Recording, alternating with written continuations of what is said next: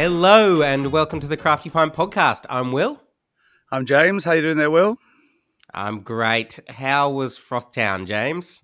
Frothtown was spectacular as ever. I think I worked out that between me and you, I think we've done 5 or 6 out of the 10, which isn't bad for a festival on the other side of the country. And obviously, we started it with the second event that we co-hosted with the guys at Fat Brew Club, the City Slickers versus Southwesters.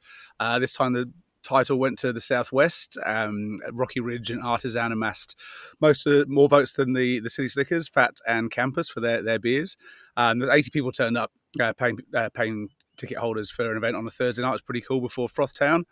And then, I think they said they had almost 20,000 people through Frothtown. Just feels like it's got the balance right. And there was new activations like our mates at Found.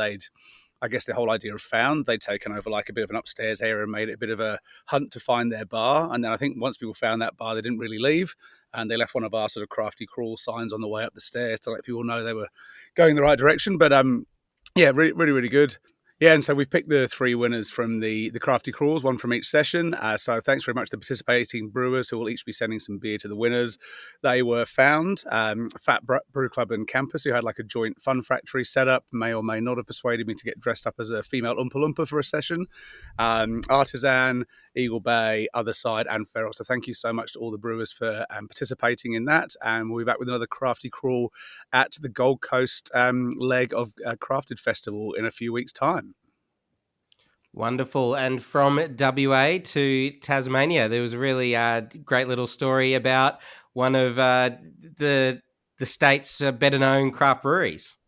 Yeah, that's right. I first heard about this sort of through chatting to people about another story a while ago, and I think it's something, as your article reveals, has been happening for a while. But we're both big fans of Hobart Brewing Co., and there's been a bit of uncertainty over their tenancy of their original home, the Red Shed, for a while, and now they've found not an alternative, but they've given a new lease of life to what may or may not be Australia's oldest pub, as you addressed in the article.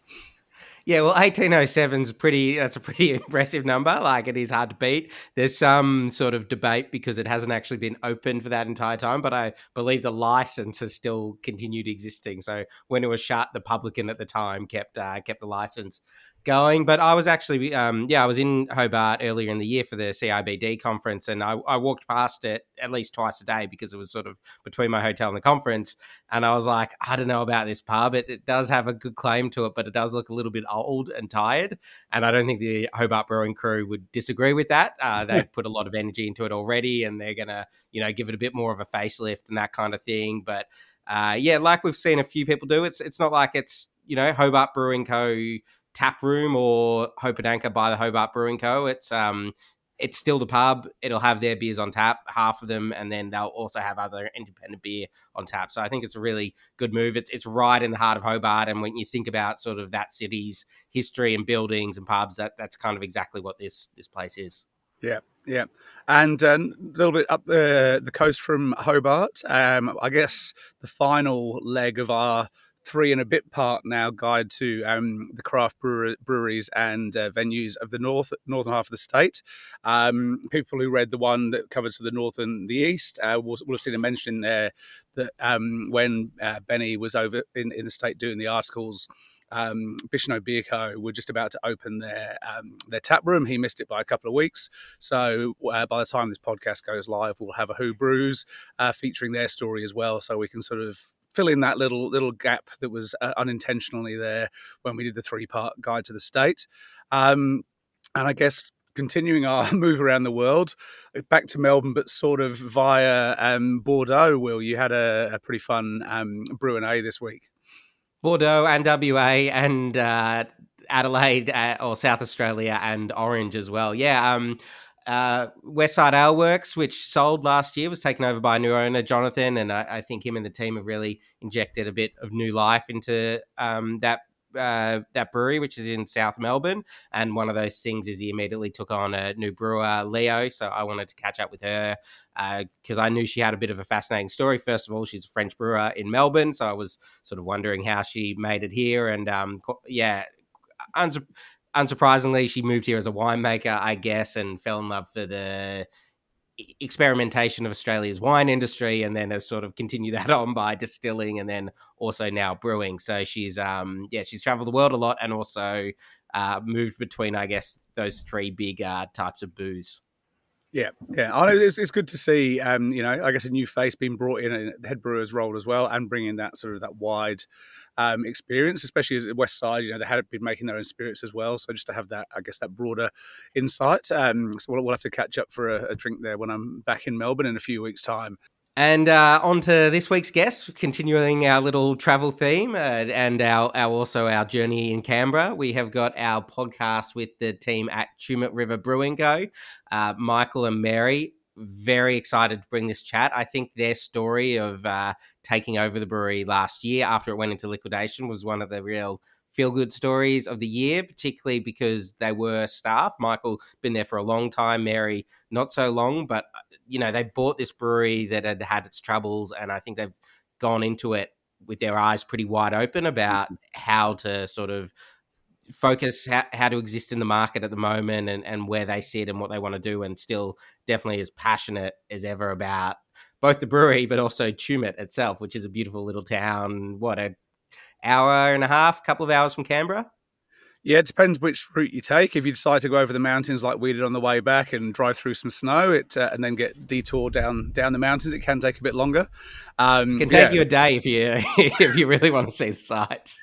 Yeah. I remember at one stage you're going, do we really want to continue down this road, James? I'm like, it'll be fine. The Pajero can get back up anything.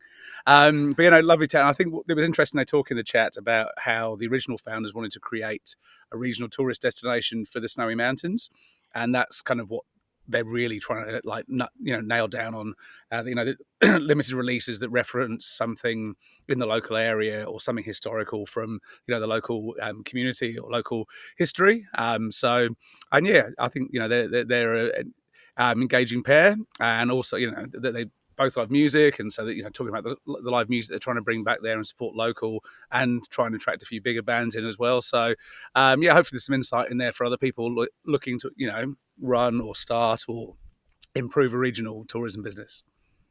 Yeah, definitely. I actually spoke to Michael a week or so ago, and he said he had no plans to listen to the podcast. He was like, as soon as it was done, I was like, no, I can't listen to that. But they are very insightful. Hopefully he does listen to it, because he'll see that there's a lot of wisdom in there, I think, a lot of positivity. And they're going about it in a really thoughtful way. I love their rebrand as well, and just the space of the tap room. Yeah, and Michael, of course, was an early Have You Done a Rallings winner, celebrating his role as a good beer citizen outside of that. I guess it was his role with Pint of Origin every year, that he drives around all these sort of wider Canberra region and coastal breweries, picking up beers for the Woodlands for their showcase. So if you know anyone like Michael or Mary, or anyone who sort of goes above and beyond to help their local beer community, and we'd love to get some more nominations in for our Have You Done a Rallings campaign at craftypint.com/Rallings. That's RALLINGS. And coming up in the middle of the chat, we actually have the latest winners and nominations for our Bluestone Yeast Brewery of the Month. And if you'd like to get any nominations in there, that's craftypint.com/Bluestone. So enjoy the show. We'll see you midway through it. And if you do enjoy it, make sure you leave us a like, subscribe, comment, or review so other people can find the podcast. Cheers. Cheers. If you're looking for precise and portable CO2 measurement, look no further than the Halfmans GMT 2.0 digital CO2 meter, brought to you by Pentair Australia.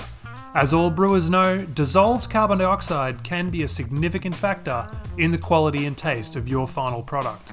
The Halfmans GMT 2.0 digital CO2 meter provides craft brewers with a compact and portable solution to measure CO2 on the go, allowing for quality checks across the entire production line. Handheld, cordless, and rechargeable, the device gives you precision CO2 measurement as and when you need it, saving time and money, and allowing you to brew the highest quality beer. And even better, right now Pentair is offering small breweries the opportunity to pair your new CO2 meter with a Halfmans Oxy2Go dissolved oxygen meter for a 10% discount on the total price. Or combine it with an ISD 2.0 in-pack sampling device for a 5% discount. Call the Pentair Food and Beverage Solutions team today on 1800 813 927 or email anz.sales@pentair.com to arrange a demonstration. This offer is available to breweries with capacity of less than 50,000 hectolitres per annum. Michael and Mary, thank you so much for joining us. Well, thanks for having us. Yeah, thanks for coming to Tumut. Well, A beautiful day. You've put on the weather for us. It's Yeah. really delightful out there. It's about, what about sort of 4 degrees and been raining ever since we arrived. So Yeah, you definitely brought the weather with you, so thank you for that. yeah. Well, you said yesterday we were driving over, it'd been tons of rain, and we were driving in going, it's lovely, but maybe it's just sort of centered here for this moment in time. Yeah, well, that's one of the things with Tumut. We're in a valley, so quite often the weather is a little bit central to us. So yeah. Do you want to tell us a little bit about what Tumut is for those who haven't been? Yeah. I'm fairly new to Tumut. I've been here about 3 years now, but it's a beautiful town. It all centres around the Tumut River, which runs through the heart of it. And often you'll hear people refer to it as the gateway to the Snowy Mountains. It's in a really special spot. We've got access to Kosciuszko National Park, which is at the bottom of that. Yeah, it's just a really beautiful spot. Yeah, for those who don't know, we are halfway between Melbourne and Sydney, 2 hours inland from Canberra. And as I was saying to you guys last night, I think one of the things about Tumut is that it is a little bit of a hidden gem still. And one of the things that I guess we're trying to do is sort of help put it on the map via the brewery, because as Mary said, there is a lot of natural wonder around here, including the Blowering Dam, which is larger than the Sydney Harbour. A lot of outdoor activities and fun stuff to do than just drinking. Fly fishing, Which I know all about. I was actually going to say Blowering Dam's one of only I think 2 year-round fisheries, impoundment fisheries. So yeah, it's pretty unique. Yeah. And what about the brewery, for those who don't know, and sort of your relationship with it? Yeah, so the brewery started in 2013, and it was started by Tim and Simon. Their story was, or their motivation for the brewery was to build a commercial tourist attraction for Tumut. Tim sort of, when he was younger, had a business in the main street, and he was always a little bit frustrated that there was, on a Saturday or Sunday after 2:00, there was nowhere you could go get a coffee, or like things were all closed up, and he Plenty always of had pubs, this. though, for a Yeah, town for of plenty of his pubs. size. Yeah, there used to be 8. So for a town of 8,000 people, there used to be 8 pubs. There's now, a mere 5 plus a brewery and a couple of clubs. But yeah, the driver for the brewery opening was to establish a commercial tourism attraction in town. And so it started in 2013. I think it was actually like the 105th microbrewery in the country at the time. Obviously, the journey from there's been a lot of sort of ups and downs throughout that period, obviously culminating the brewery closing last year in September and us taking over, but we can talk about that in a little bit more detail. Yeah. I feel like I've just jumped straight to the end there. Thanks for coming, guys. But you guys are both working for the brewery in different roles in its first incarnation, I guess. You've been with it for a long time. Yeah, so I'm married to Melissa, who is Tim's sister. So we met in Melbourne and moved here 7 years ago. We've got 2 little kids, and it just so happened that when we moved here, so it was when the brewery was commercially kicking off, so that the tanks had just arrived, and I wasn't actually in a very good state mentally. I needed a break, and sort of came to Tumut just with that intention of just coming here for a couple of months. And Tim said, "Oh, do you want to come and work at the brewery?" And I just pictured myself sitting back and drinking after working in an office job for 15 years. I thought that sounded pretty good. And my first job here was actually painting this whole building inside and out, which for me, like the whole like starting with the brewery when it was just me, Tim and Simon, and then sort of it was actually quite a sort of healing experience, because like I said, I was in a very, very good mental state. And whether it was like painting a wall or, helping in the brewery, bottle beer or whatever, I just like had this sense of purpose. And over the years, as the brewery grew from a couple of people to, what it ended up being just prior to its closure, it's sort of that sense of purpose linked with a bit of a sense of identity as well. I can envision sort of Karate Kid, the wax on, wax off. Yeah. There was a bit of that. Very therapeutic. It was, don't look at the paint job too closely. But yeah. We've done most of it. Yeah, we had a professional painter in just before we opened. It was one of the first things Mary booked in, actually. She's like, I've got a professional painter friend. That's fair. No offense. Yeah. And Mary, when did you join? So Michael being the first employee, I'm very different to that because I was kind of almost the last employee. So I was only here 12 months before the brewery shut down.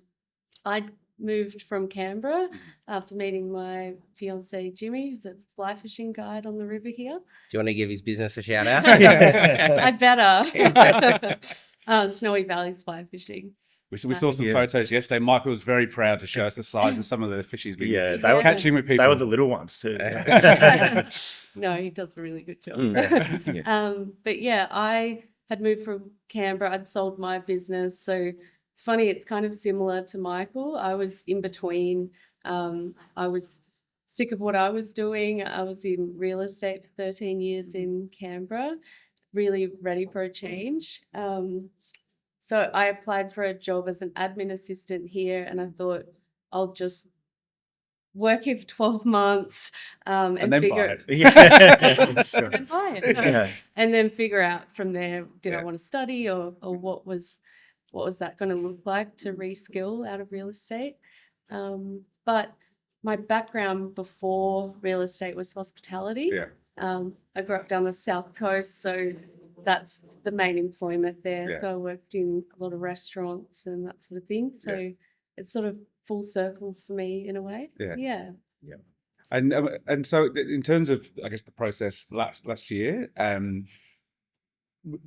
when you were sort of aware of what was happening with the business, were you thinking, we'd like to see this keep going? Or was it when the business actually closed that you started having those conversations going, this thing needs to continue? No, I think one of the things to say is that it all happened very quickly. So towards the end, there actually wasn't a lot of time to think about.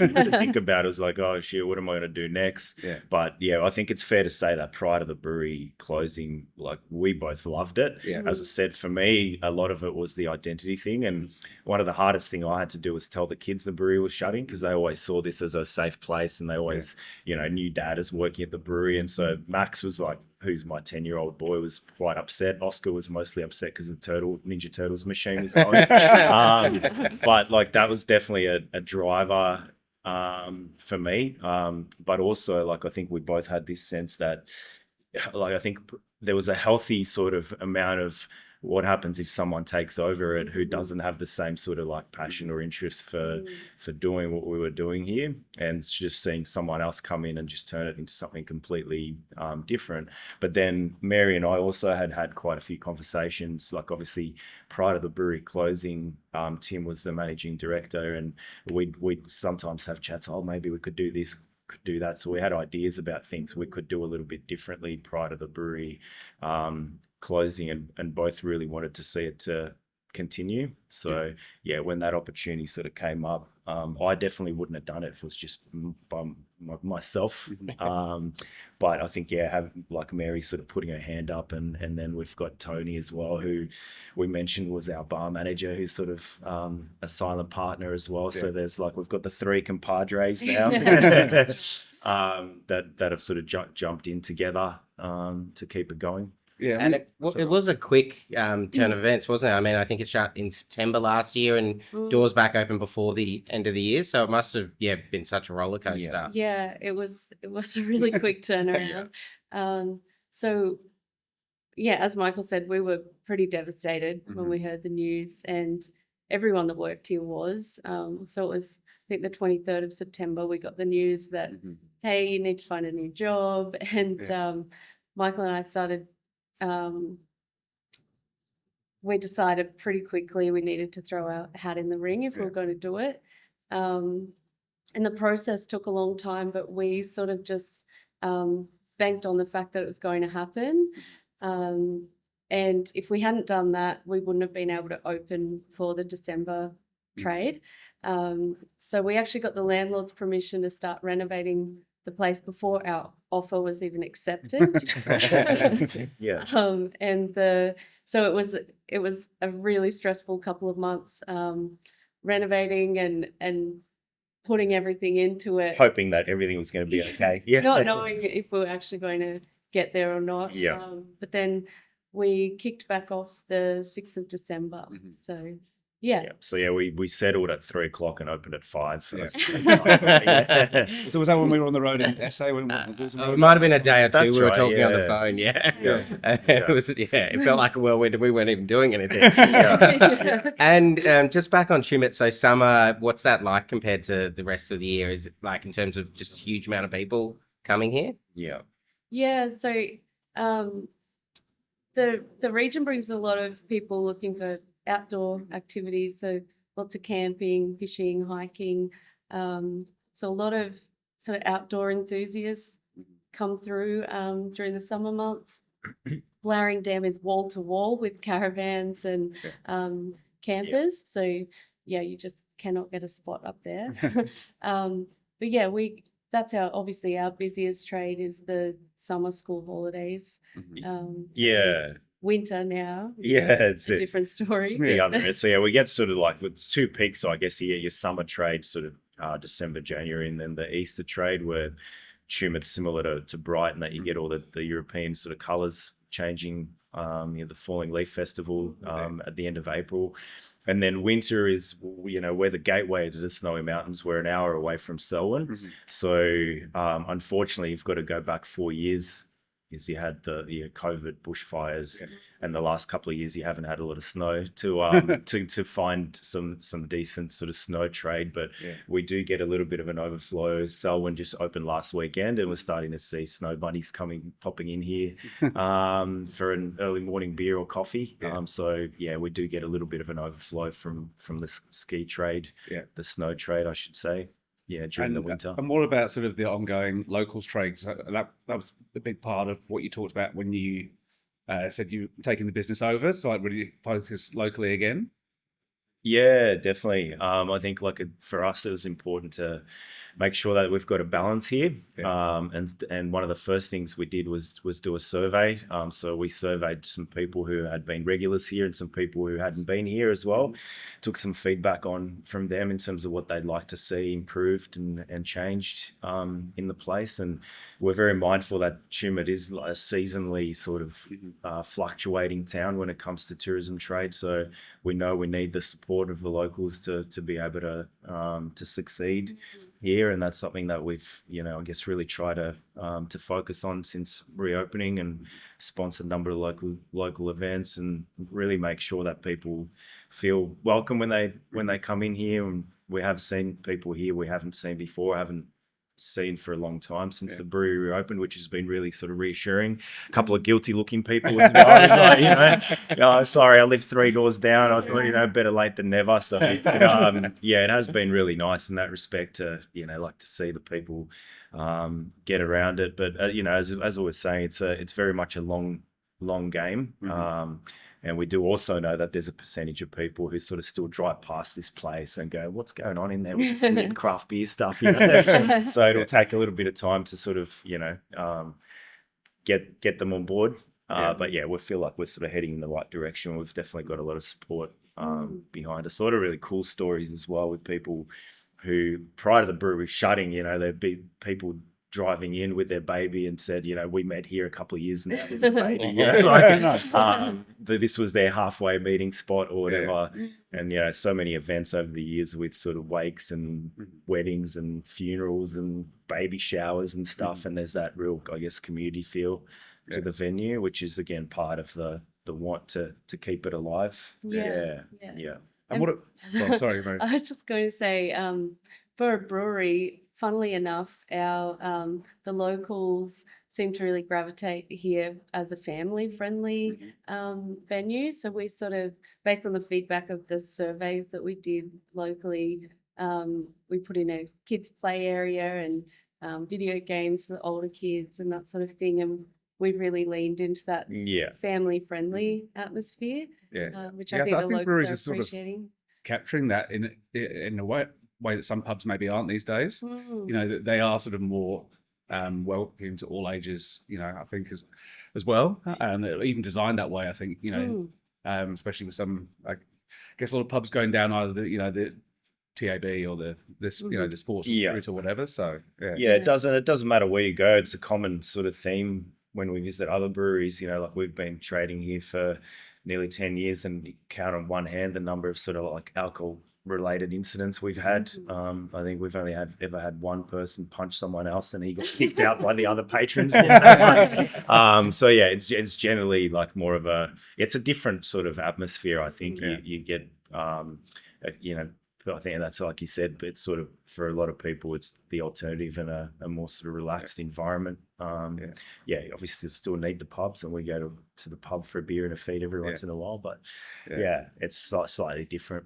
And what are your roles within the business, the relaunch business? I imagine doing a lot of everything. I know that you're hitting the road later today and still out doing your sales calls and stuff like that. But so how have you worked out sort of the new team?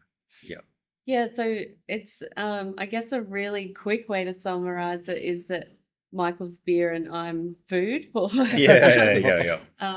Michael's on the wholesale side of things, and I'm more the venue side of things, but there's heaps of crossover, of course. Yeah, we're both sort of like, there'll be times where we have our HR hiring hat or whatever on, and then sort of coordinating events and things. We sort of work fairly closely together. We are a lean team.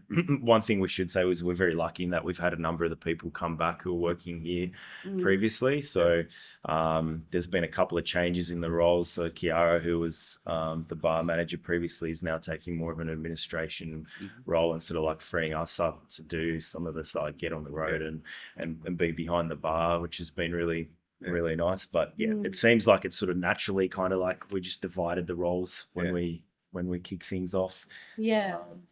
And there's days where we come in and we're like, what are we doing today again? But it seems to have been flowing pretty well. And we both are very hands-on with being on the bar every weekend. And we each do a shift.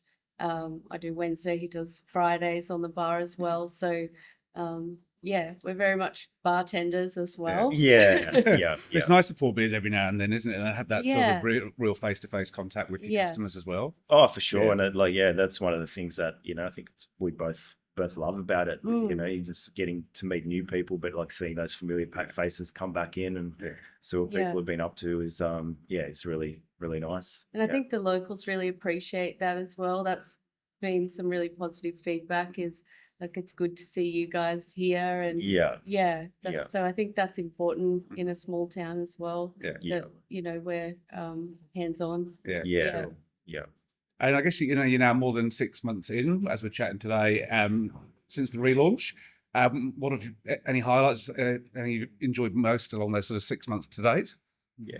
I think the overwhelming thing has been just how much support, how much goodwill there is for the brand. I think Tim and Simon really built something special, and it's got a really great following. So the biggest thing I'd say for both of us is just how many people have said, it's so good to see you guys back. We're so glad that you're back. A lot of people saying, we can get our Ginger Ninja. Everyone knows the Ginger Ninja in this whole wide region. You mentioned we're going to Tumut, it's like, Ginger Ninja. And it's quite funny. We've done a few events off-site, so like Cider Fest, for example, and Connor and I we've got a mobile caravan with the 8 taps, and it was literally just about every beer we poured, someone would come up and say, good on you for having a go. I think there's a bit of that too, the goodwill. But some really cool stories about in the lead up to the brewery closing, people driving around Wollongong or wherever and trying to buy up the Ginger Ninja they could or whatever it was. And so many people coming back. We were at Handmade Canberra last weekend, and there were people there. We had, obviously there was that period of absence there, and they're really happy to see us back, and then quite a few of them popping back into the venue, just driving to Tumut via the Brindabellas or whatever, just to come and see us, which is like a really nice night. It makes you feel good about it, doing the right thing. It's pretty humbling to know that people came all the way here just to support us relaunching. So Yeah, well, I guess they perhaps didn't realise what they were missing until it had gone, and Yeah. so that bit of relief going, we do need to get behind small business to ensure they can survive. Yeah. Yeah, I think there's a little bit of that, and I think it's sort of it's interesting. Obviously, as you guys know, over the last couple of years, so many little breweries haven't sort of survived it, and I think that it feels like that sort of level of awareness around supporting the little guys is building again.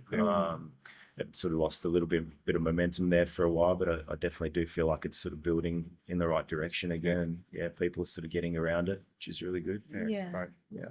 Great. Well, we might take a quick break and we'll be right back after this. Cheers. No worries. Our Brewery of the Month is proudly presented by Bluestone Yeast. Did you know that Bluestone offers same-day shipping for up to 20 of their most popular liquid yeast strains? Find out more at bluestoneyeast.com.au. Welcome to another Bluestone Yeast, a Brewery of the Month. We had a lot of nominations for one winner in the last month, but before we get into it, James, do you want to let us know about an honourable mention? Yes, well, the honourable mention has been put forward by Alan Gill, and it's for a brewery that I spent a bit of time. They seem to have about 400 staff at Frothtowne at the weekend. Wherever I turn, there seemed to be someone wearing a Rocky Ridge t-shirt or hoodie and trying to get me to try yet another limited release from Rocky Ridge. But yeah, he's nominated. They could Rocky just Ridge. be super fans. they could well be, but when they're pulling out a hot sauce barrel-aged 5% Belgian beer that had the weirdest run of all things ever and Rocky Ridge glassware, I reckon they'd have to be uber super fans. But yeah, I mean, it's easy to see why there's a lot of love for this brewery, even before they went on this sort of spree of expansion, which isn't finished, as you'll be able to read on the Crafty Pint at some point soon, I'd imagine. But yeah, Rocky Ridge started out, based on a farm in Jindong in the southwest. Now got a brewery in Melbourne, a couple more venues in Perth. And grander plans ahead. Alan says, I'm nominating. They're constantly trying something new, introducing new styles and playing around with what beer can be. It's a learning experience every time you try their product. And I think that's true. They're not afraid to put stuff out there that is divisive. I've had beers from them in the past. You're like, I don't know, but I get what they're trying to teach me with that. So I think, very worthy nomination. But as for this month's winner, and as you said, a flood of nominations for Bell's Beach Brewing, based down in Torquay. Yeah, and they also have a tap room in Geelong. So starting off, we'll do two. I mean, it was hard to pick them because, there may have been several hundreds. But this one from Ellison Bloomfield. Ellison says, locally owned craft brewery that does a lot to support the local community, from fundraising events to being a huge supporter of live music. Great core range beers and always interesting limited releases. Good crew and always welcoming when you drop in for a pint. Yeah, well, I've been down there and enjoyed some live music there. They do get some pretty good bands in. I think that's a key thing of two of the founders. They've got a real big sort of gig going background, so it's definitely very central to what they do, as well as the beers and what have you. And the other nomination you selected from the many we received, Will? Yes, so this one's from Grant Nell. Grant says, Bell's Beach Brewing is Torquay's answer to the question, what if your mate's garage made world-class beer? Inside, it's surfboards, fairy lights, mismatched couches that may or may not belong into a 1990s share house, and it's got that kind of vibe that says, yeah, we'll do keg yoga on a Sunday. Yeah, and then he goes on to say the beer, ridiculously good, from tropical hazies to choc stouts and a guava sour that tastes like a fruit saladed ayahuasca. Every pint hits like a clean right-hander. Staff are either super friendly or mysterious sages of the tap list. If one just points silently, that's your sign to go with the flow. Grant continues, there's food trucks, dogs lounging like they own the place, and music that feels like summer. It's not polished, it's perfect. How is that for a line? It's not polished, it's perfect. I love that. I feel like I should pack everything up here in Carragini and just make a beeline straight for Torquay and say to the family, I'm sorry, the road trip's over early. Grant has sold this place to us. Yeah, it's he's got a beautiful turn of phrase there, Grant. Thank you for submitting that. Congratulations to the team at Bell's Beach. Always a lot of fun when you head down there. If you want to get some nominations in for future Brewery of the Month, please do so to craftypint.com/Bluestone. And Will, what do they win? Well, thanks to our buddies at Bluestone, Bells Beach Brewing get their hands on a box of Bluestone's brand new Zinc Booster from Bluestone Yeast Booster range. It's a cold side edition of sterile zinc, which replaces the zinc lost in the boil. And as we all know, zinc is essential for optimal yeast health and performance. Yep, and that's on offer to future winners as well, courtesy of our mate Derek at Bluestone. So do get those nominations in, and we'll see you with a fresh bout of winners and honourable mentions in a few weeks' time. Back to the show.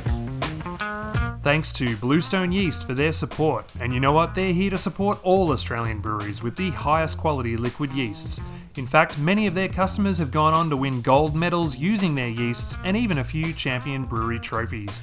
Give Bluestone Yeast a call today to find out more. Welcome back. And guys, do you want to tell us a little bit about some of the changes you have made? Maybe starting on the rebrand, actually. Yeah, do you want to talk about that? Yeah. Yeah, that was pretty important to us, and it was something that both Michael and I had sort of brought up with Tim before the brewery closed, but unfortunately, funds just didn't allow. But it's something we'd been thinking about for a while, is just aligning the brand with the region and giving it that outdoors feel. Mm-hmm. And there was a really cool connection actually with the branding company that we got onto, that Michael could talk about a lot more than me, because you met the... Yeah, so we're working with a branding company called Creative out of Sydney, who Kylie, who runs that agency, is originally from Tumut. We had her dad's 70th birthday here a few years ago. We actually renamed one of the taps in his name for the day. So she was one of those people that was really sad to see the brewery close, and really happy to see it come back. Yeah. And they made us do a lot of homework. There's about 3 days worth of surveys and stuff, which was really good actually right at the start, because it made us think about who we want to be, what do we want the brand to stand for, and take that sort of step back from it, and really sort of confirm that our purpose is to drive the brewery as a tourism destination and help to promote the Snowy Valleys as a tourism destination. The branding kind of needed to tie into that. So hence the new Bad Mofo can with the guy with a fish head holding a suitcase. And a lot more sort of theming around the river and sort of the region across the board. The little wave in the logo actually closely mimics the river just outside of town, so it's like a pluck of the topography of the river. And we've definitely, it's quite funny, we've had some really confused looks from people about what's that? Tumut, but it sort of does what we wanted it to do, and that it sort of catches the eye, and it seems like it's staying with people. And consistently the feedbacks, despite a little bit of confusion, we were at Handmade the other day, and guys, but you guys closed. What do you mean? What's happened? It's a new brand. Despite the confusion, I think the feedback on the rebrand's been really positive from people, and we've been really happy with it and grateful to Creative for helping us out. They really took it on as a passion project. I was going to say there'd be that personal sort of investment in it, given what's happened in the past. And we could never have afforded the rebrand if they hadn't sort of taken it on as a bit of a passion project.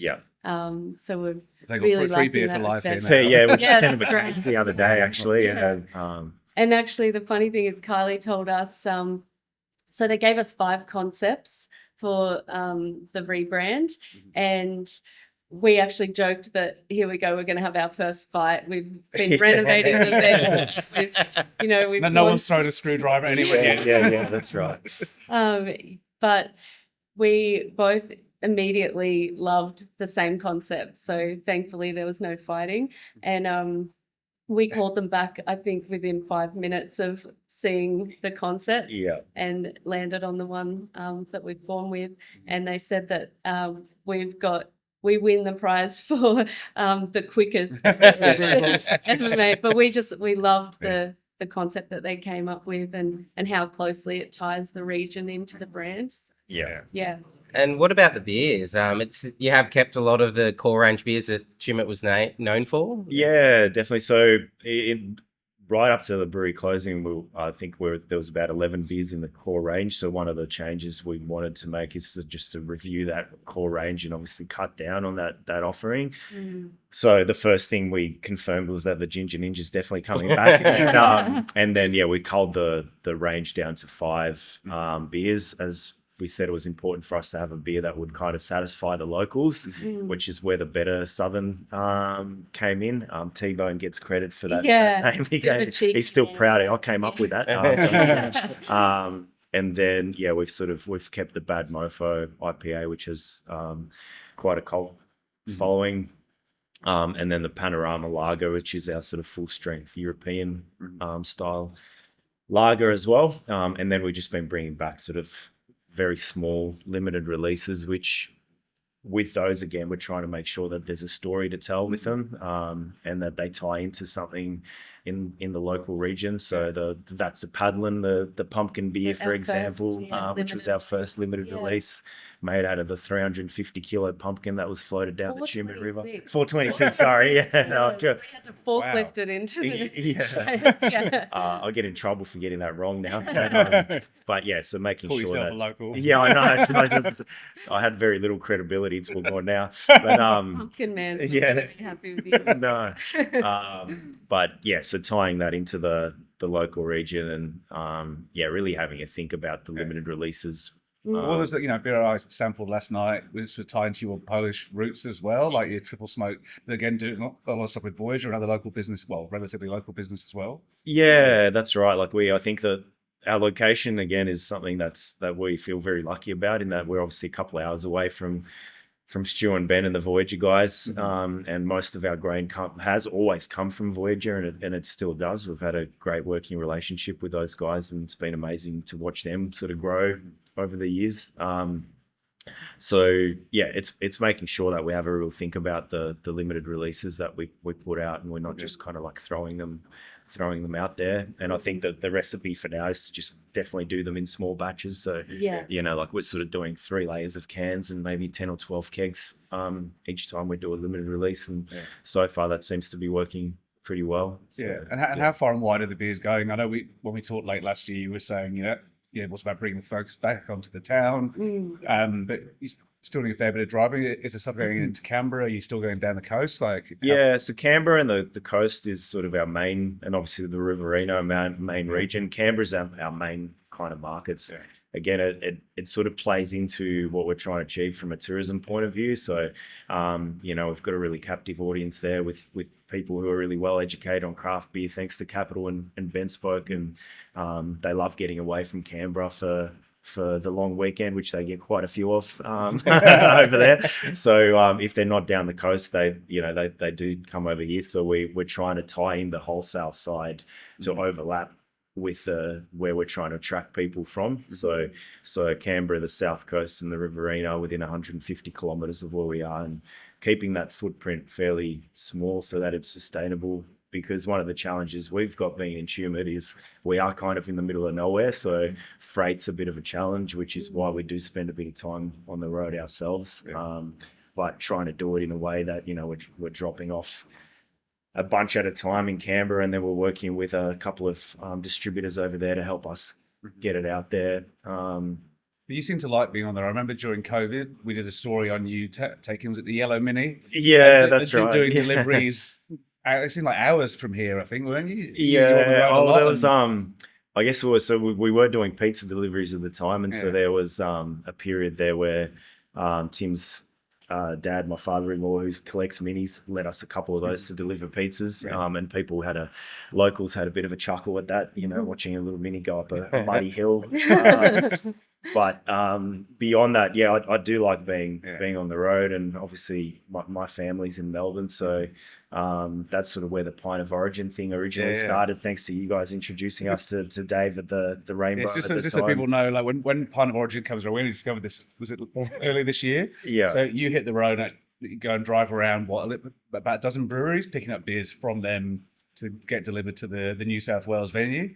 And I guess, you only get a couple of beers with your own on, but you're happy to do it as a sort of support the festival and support the wider region. Yeah, and I won't lie, it is a fun time of year, like going around, and you've got the other brewers are happy to see it because you're picking up a couple of kegs, but there's always like you sit down for a beer and catch up, and just kind of talk about what's happening in the industry. And the places you're going to aren't the worst, Ginger Bar on the south coast. Oh, exactly. Yeah, it's a horrible time. Yeah, late summer, early autumn. Today doing a Jindabyne might not be the might not be as best fun. with the rain, but no, it's always been something that that I've enjoyed doing, and it's it's for a good cause and helping promote a great event as well, obviously. So always really kind of enjoyed that side of it.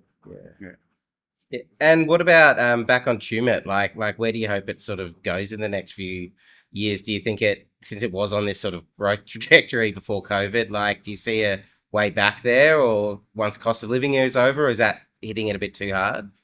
Yeah, I think what our focus in reopening the brewery has been sort of to really scale things to a manageable level. So as Michael mentioned about the core range, cutting that back, and going from 24 taps to 16, going from 7 days a week to 5 days a week. So we're sort of just trying to keep it as lean as we can, and ride out this current, economic period. But I think we both have big plans and big hopes for growth. But at the moment, I think we just want to do what's achievable. Yeah. And I think that's important, is just staying small. Obviously, we kind of have to stay lean. At the moment. We haven't started with a whole bunch of capital backing behind us, so it is still very much like that bootstrap sort of approach, and really having to think about what we're spending money on, and trying to be behind the bar as much as we can, and basically we're treating it as a brand new business, even though it's been around for 10 years. We're very much kind of mindful of not falling into the same traps of trying to grow too quickly and overspend and overinvest, because we've seen it happened here, but we've also seen it happen to a lot of other breweries around Australia as well. And when there is more disposable income flowing around, what does in your dreams, what does that growth look like for Tumut?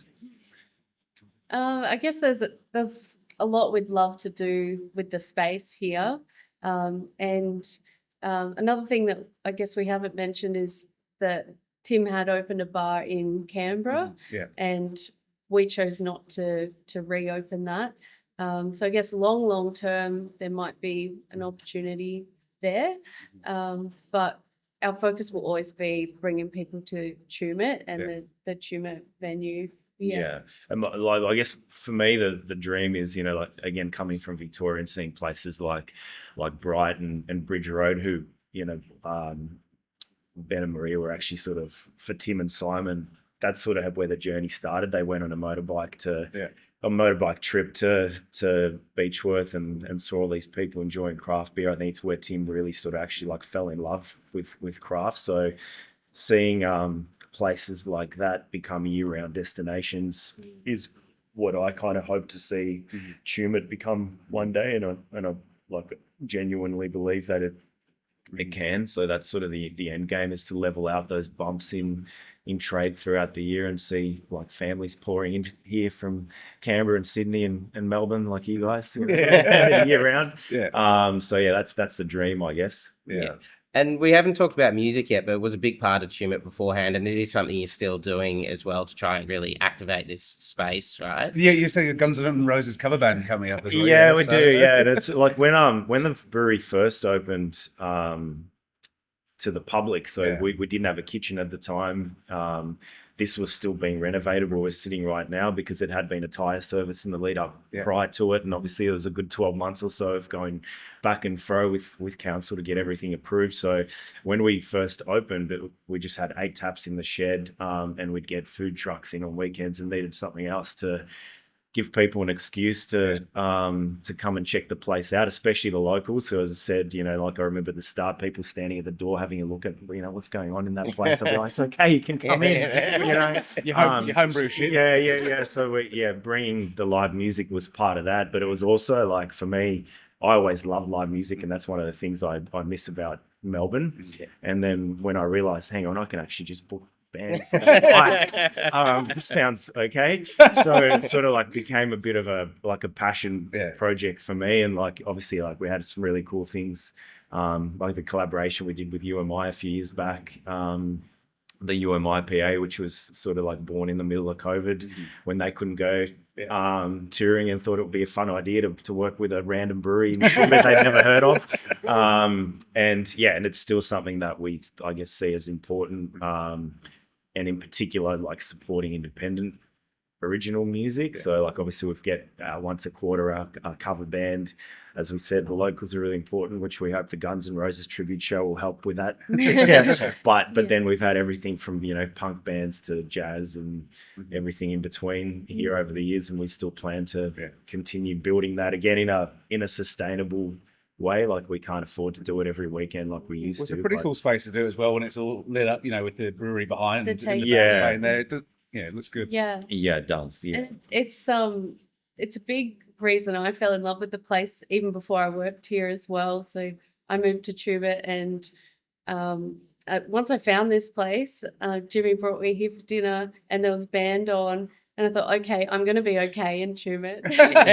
There is a place. There's there's a cool hangout with live music, and Michael's worked really hard on building that up and putting so many cool events on over the years that I'd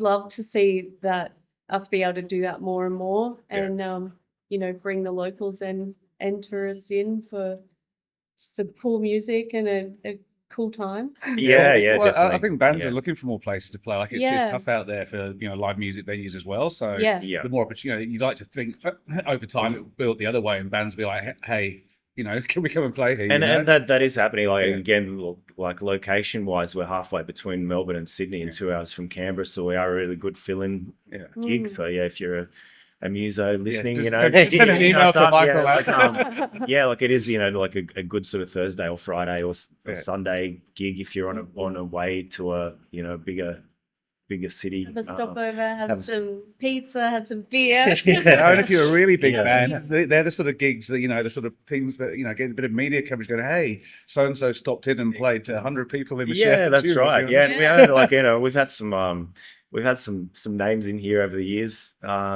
Everything from Nolsey to, like we've had Ash Grumwood and people that do the like proper do the Australian touring lap, So there's been some great nights in here. Some of the better ones are the ones where we've had live music and people really sort of still talking about it to this day. Yeah. Well, your eyes are really lit about talking about that side of things. Just imagining the living end coming to Chubut and playing at the brewery. We're both, I think that's one thing we really have in common is we both love gigs, both love live music. Yeah. Tony's always joking with us that the amount of bands that we've seen, because we'll be listening to music with him and say, oh, I've seen them live actually. Oh, of course you have. One of you have. Yeah, we're both bandies. So. Yeah, nice. Great. Well, we might wrap up soon, but I mean, if you had one wish for the future of beer in Australia or for Chubut, the town, what would it be? Yeah. No, you go first. No, so for me, I think, as far as the future of beer in Australia, it's probably repeating what a lot of the other breweries have said, is to sort of level the playing field as far as the dominance of the big foreign conglomerates go, and their control over the taps, and making it a bit more. I'd love to walk into a pub to try to sell a publican beer and them not say, "Let me just check with the CUB rep first." I'd love it for it to be their call to make. So I think that's definitely a big wish, and I do feel like the IBA and you guys are helping to raise the level of awareness, because as we know, a lot of people still aren't aware that a lot of the beers that were traditionally Australian-owned beers are now foreign-owned beers. So it's sort of collectively, raising the bar as far as that. Yeah. Drinking local, drinking Australian owned. Yeah. Yeah. Yeah, absolutely. Yeah. So- and in terms of Tumut, I'd love to see without it. I'd love it to stay a hidden gem without staying in a way. Yeah, I'd love to see more people traveling sort of rurally for their vacations, and because the regional towns really need it, and there's so many beautiful little spots that people haven't found yet. And I've never been to Tumut until 3.5 years ago, and it's a beautiful spot. Okay. So yeah. Well, we got here when it was dark last night. I walked out to give my son a birthday call this morning. I was like, oh, there's a river outside in front of my cabin. How lovely, Yeah. So, Yeah, and it does tie in. We're in the Snowy Valley, so we're, as we said, we're half an hour from Batlow, where Dave's just opened an amazing cider house, and you've got a distillery and a little brewery in Tumbarumba, which has just opened a mountain bike trail. So really is within an hour of here. There's you could spend weeks in this region without getting bored. So many cool little day trips you could do. So and you mentioned Bright before, and I think back to the first time I went to Bright, which is the very early days of the brewery there, when it was just in the tin shed. It's the little pizza machine on the side of the bar. If it started raining, there's only room for 6 people inside or whatever. That's become this. But that town, not just the brewery, but that town has changed so much, and it's so much busier. But it's still has the same feel. It's still a beautiful place surrounded by the tree-covered mountains. It doesn't matter the fact it's got busier. It still is a beautiful place to go and visit. I don't know anyone that doesn't love it. So I think you can manage that, making a place busier without losing its charm, kind of thing. Yeah, definitely. And I do feel like there's now more than ever a lot of other sort of like-minded businesses trying to make that happen. And I think unfortunately through the bushfires, a lot of people sort of bit of an awakening as far as the reliance on the timber industry and the importance of tourism in the area. So I think building that is seen as something that a lot more people are keen to get behind, as much as they do still want to keep it a hidden gem. Yeah. Fantastic. Michael and Mary, thank you so much for joining us. Thank you guys. Thanks so much. Yeah, really appreciate it. Hey brewers, how much time do you spend thinking about flooring? If the answer is even a moment, it's too much. Solve your flooring issues for good with a hard-wearing, hygienic and safe epoxy floor coating from Roxette. For busy brewery environments, an epoxy coating is the perfect solution. Slip-resistant surfaces help avoid injuries due to spills or liquid escapes, making the brew deck a safer place for staff, suppliers and visitors. Epoxy is also super long-lasting and is renowned for its durability and resistance to heavy foot traffic, impacts and chemical spills. With proper installation and maintenance, epoxy flooring can last for many years, reducing the need for frequent replacements and associated costs, which often results in valuable downtime.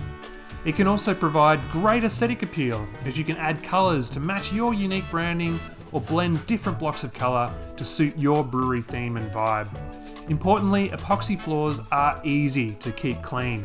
It's non-porous and the seamless, smooth surface doesn't harbour bacteria, the enemy of brewing great beer. A well-installed epoxy floor makes end-of-day cleaning a breeze, saving time and money in the process. Your brewery floor shouldn't be causing you headaches when you want to focus on making your amazing beer. Talk to the team at Roxette about an epoxy solution.